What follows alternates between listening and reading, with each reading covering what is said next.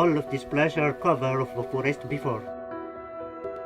Most of the local people depends on the forest. What do they need are always in the forest.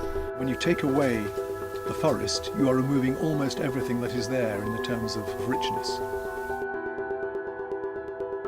Rice farming is a bit challenging in this area, so people are actually obliged to grow hill rice, traditionally planted after slash and burn. So the forest is cleared and then burnt, and on the hill the rice is planted.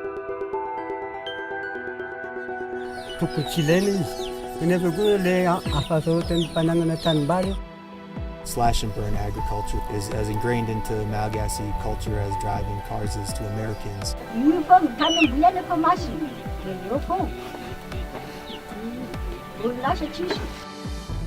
The people that are engaging in Kavi are aware of the impacts of the practice on their local environment. 5 years ago, the weather is 3 months in the year is dry, 3 months in the year is wet, but now the dry season is very longer. The slash and burn is one of the most important threats we have here. In the old days, population density was low enough for long slash and burn cycles. Now there are so many people that these cycles have been shortened extremely. There's not a lot of the historical forest cover left. About 90% of it has already been lost. About half of that was in the last 60 years or so. It's immediately apparent if you look out of an aeroplane window just what has been going on in Madagascar for the last several decades. As far as what was once the rich biodiversity of these areas, it is an absolute tragedy.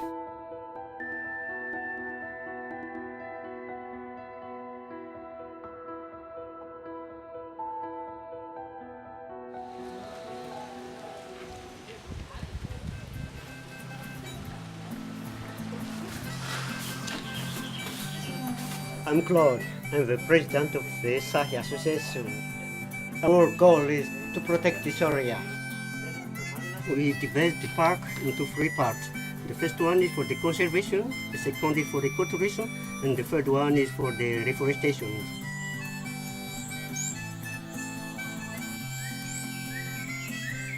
We decided to create a new protected area to convince the villagers to protect the natural resources. We want to show the benefit from the protected area, from the biodiversity, directly to the human being. If people have a benefit from this park, I'm sure they conserve and protect it.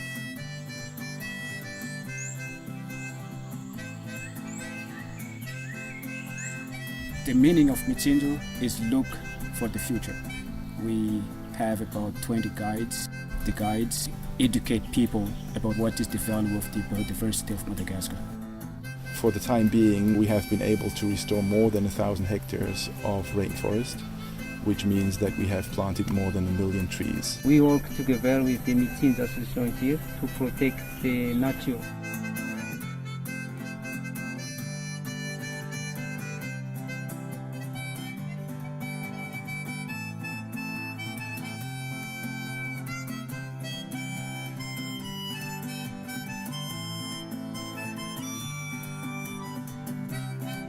So the idea is to attract many local people to participate on the conservation.